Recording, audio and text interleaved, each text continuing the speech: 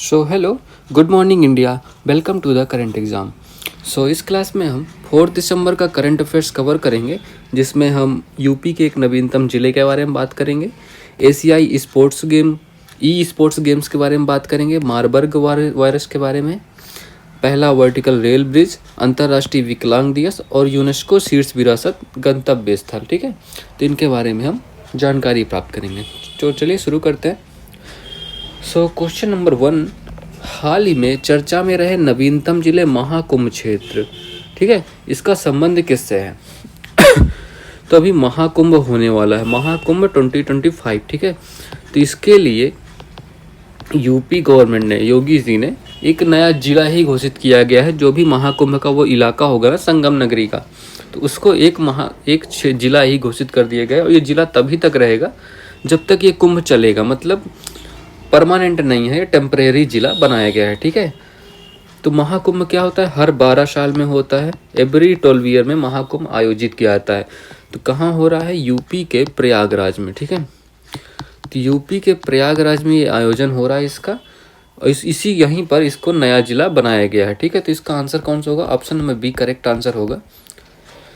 और प्रयागराज में तो आपको पता है गंगा और यमुना नदी का संगम है ना, तो गंगा यमुना का संगम स्थल जो होता है वहीं पर ये महाकुंभ का मेला आयोजित होता है। ठीक है, और ये देखो इसका लोगो है, महाकुंभ 2025 का लोगो है, और एक महाकुंभ क्षेत्र नाम से अस्थायी जिला बनाया जाएगा।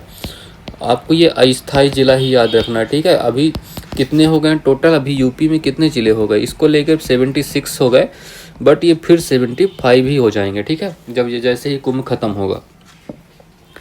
अच्छा, कुंभ मेले का आयोजन किसने स्टार्ट किया था? तो हर्षवर्धन ने स्टार्ट किया था। ठीक है, हर्षवर्धन आपको पता होगा, हर्षवर्धन ने जो दान करता था हर 12 साल में, तो हर्षवर्धन ने कुंभ मेले को स्टार्ट किया। और इसको यूनेस्को की अमूर्त धरोहर में कब शामिल किया गया, ये आपके लिए क्वेश्चन है। ठीक है, तो यूनेस्को अमूर्त धरोहर में कब शामिल किया गया, बताओ भाई। तो यूनेस्को की अमूर्त धरोहर में इसको कब? 2017 में शामिल किया गया, ये आपको याद रखना है। ठीक है, चलिए, तो इसका option number B correct answer हो जाएगा। तो महाकुंभ कौन कौन से स्थान पे होता है? देखो 4 स्थानों पे होता है इंडिया में, हरिद्वार, प्रयागराज, उज्जैन। ठीक है, तो हरिद्वार, प्रयागराज, उज्जैन और नासिक, इन 4 स्थलों में इंडिया में महाकुंभ का आयोजन होता है। ठीक है, चलो, तो आपको पता है हर्षवर्धन ने इसको स्टार्ट किया था। ठीक है, ये तो हम कर ही चुके।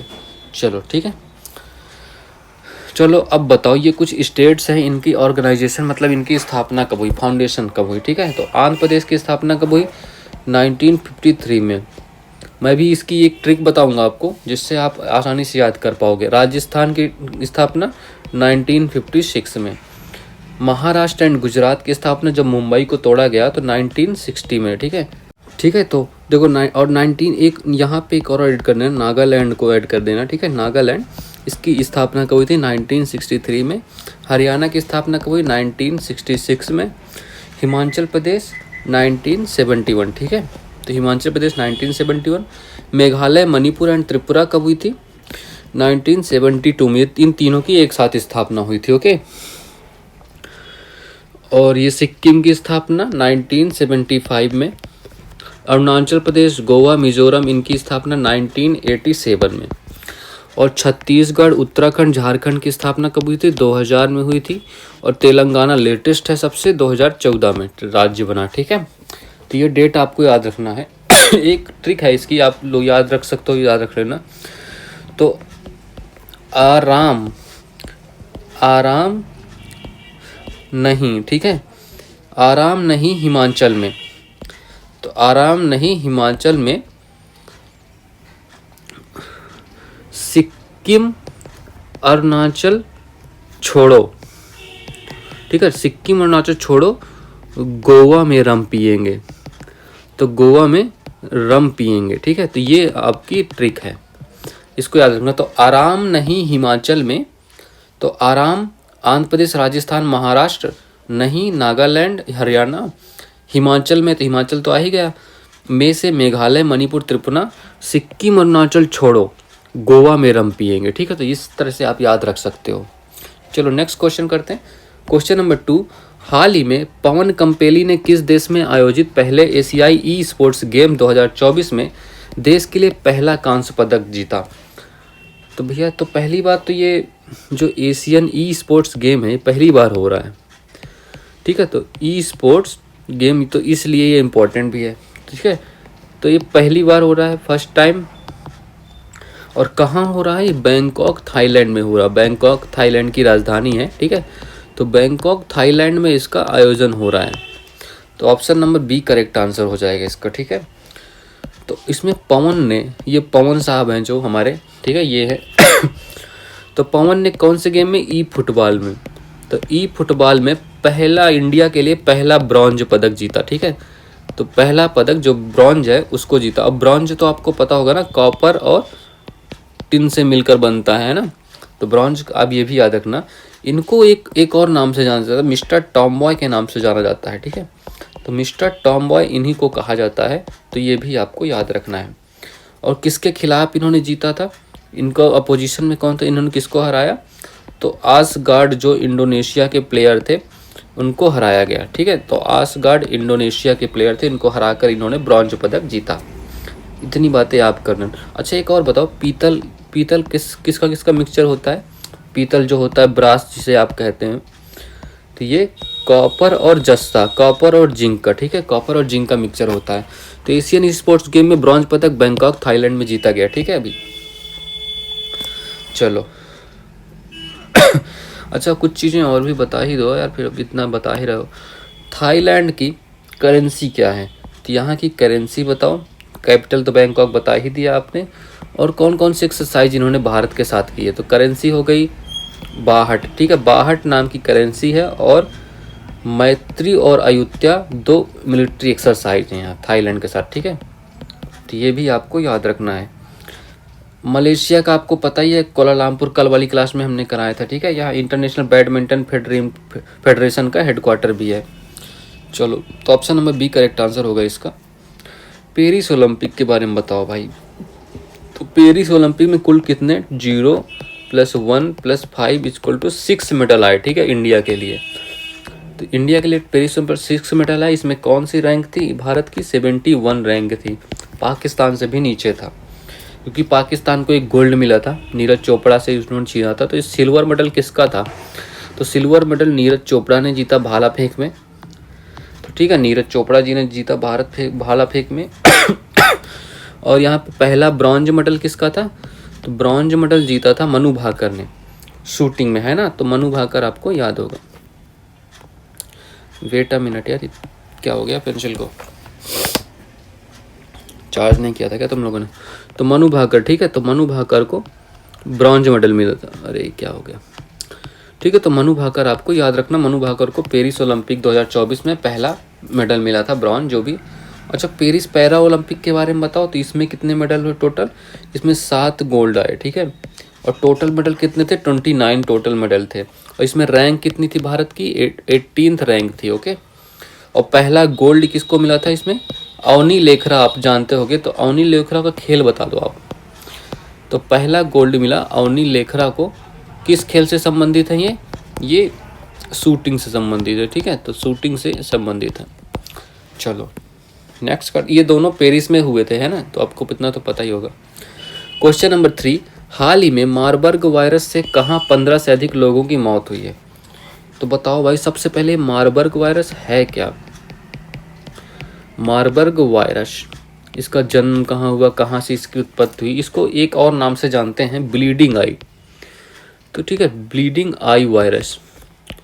तो ब्लीडिंग आई वायरस के नाम से भी ये जाना जाता है, क्योंकि इसमें क्या होता है, आँख से खून आता है। तो आँख से खून आता है, सोच रहे हो ना कैसी कैसी बीमारी आ रही है, थक्का, आँख में ही थक्का जम जाता है खून का, ठीक है। तो ऐसा होता है इसमें। और ये बहुत ही ज़्यादा संक्रामक, अत्यधिक संक्रामक की श्रेणी में आती है, मतलब बहुत तेज़ी से फैलती है, ठीक है। हवा द्वारा फैलती है और तुरंत संपर्क में आने पे तुरंत फैल जाता है, मतलब बहुत ही तेज़ी से फैल रहा है। और इसको मारबर्ग वायरस क्यों कहते हैं? क्योंकि इसका जन्म कहाँ हुआ था? मारबर्ग नामक शहर में। तो मारबर्ग में इसका पहला केस आया था, जो जर्मनी में एक शहर है, ठीक है। इसलिए इसको मारबर्ग वायरस नाम से जानते थे। और ये फिलो वायरस के परिवार से संबंधित है। ठीक है। तो फिलो वायरस इस वायरस के परिवार से संबंधित है और इसका जन्म कहाँ हुआ था? जर्मनी में। ये भी आपको पता होना चाहिए। तो अभी हाल ही में रवांडा नामक ये अफ्रीका में स्थित है। रवांडा में 15 से अधिक लोगों की मृत्यु हुई है। ठीक है। तो option number B correct answer होगा इसका। चलो, तो इतनी बातें आपको मार्बर्ग वायरस के बारे में ये याद रखना। मार्बर्ग जर्मनी में, इसका जर्मनी के मार्बर्ग नामक शहर में पहला केस आया था। ठीक है। तो फर्स्ट केस यहीं जर्मनी में आया था इसका। और ब्लीडिंग आई या आँख से खून आना, इसका ये इस वायरस का काम क्या जो भी है। चलो, निकट दृष्टि दोष में कौन सा लेंस उपयोग किया जाता है? निकट दृष्टि को मायोपिया कहते हैं। ठीक है। इसी को मायोपिया के नाम से जाना जाता है। और इसमें कौन सा लेंस उपयोग में होता है? तो मायोपिया में कौन सा लेंस? अवतल लेंस का उपयोग किया जाता है। ठीक है। तो अवतल लेंस निकट दृष्टि दोष में क्या होता है? दूर की चीज़ें नहीं दिखती हैं। ठीक है। और दूर दृष्टि दोष में कौन सा लेंस उपयोग किया जाता है? इसमें पास की चीज़ें नहीं दिखती हैं। ठीक है। तो इसको हाइपरमेट्रोपिया नाम से जानते हैं। तो हाइपरमेट्रोपिया के नाम से जाना जाता है और इसमें उत्तल लेंस का प्रयोग किया जाता है। ठीक है। ट्रैकोमा और मोतियाबिंद का संबंध शरीर के किस अंग से है? ये आँख से है इसका संबंध। ठीक है। तो आँख से इसका संबंध है ट्रैकोमा का। और एक ग्लूकोमा नामक की बीमारी होती है, इसका भी संबंध आँख से ही है। ओके। जीरोथैलिया रोग किस विटामिन की कमी से होता है? ये विटामिन ए की कमी से होगा। ठीक है। तो ये आँख का सूखना, इसका रोग का नाम होता है आँख का सूखना। ठीक है। चलो, नेक्स्ट करते हैं। क्वेश्चन नंबर 4, हाल ही में चर्चा में रहा पहला वर्टिकल रेल ब्रिज पम्बन 2.0 का कहाँ स्थित है? ठीक है। पम्बन 2.0, तो पम्बन नाम का एक ब्रिज था, तो इसका भी 2.0 वर्जन चालू किया गया था। ये 105 वर्ष पुराना ब्रिज था। ठीक है। पम्बन जो था, और ये कहाँ स्थित है? अभी 15 दिसंबर को रेल यातायात द्वारा इसका उद्घाटन किया जाएगा। ठीक है। रेल यातायात। और ये है कहाँ? ये तमिलनाडु में स्थित है। ठीक है। तमिलनाडु में स्थित है। और ये देश का पहला फर्स्ट वर्टिकल ब्रिज होगा। इस वजह से ये इम्पॉर्टेंट भी है और इसकी कुछ खास बात भी है। चलो मैं बताता हूँ। जो चेन्नई एक्सप्रेस आपको पता है ना, चेन्नई एक्सप्रेस, वो इसी ब्रिज से जाती थी। और समुद्री रेल ब्रिज है, आपको पता होगा। ठीक है। तो समुद्री रेल ब्रिज है ये। और इसके बारे में क्या जानते हो आप? चलो, और जानते हो ये इसमें क्या है ना, वर्टिकल ब्रिज मतलब क्या होता है? जैसे देखो, ये ब्रिज है। ठीक है। तो जब ये समुद्र है नीचे से, तो अगर यहाँ से कोई बड़ी नाव और जलती, तो ये जो ब्रिज है ना, ये ऊपर उठ जाता है, ऐसे ऊपर आ जाता है। ठीक है।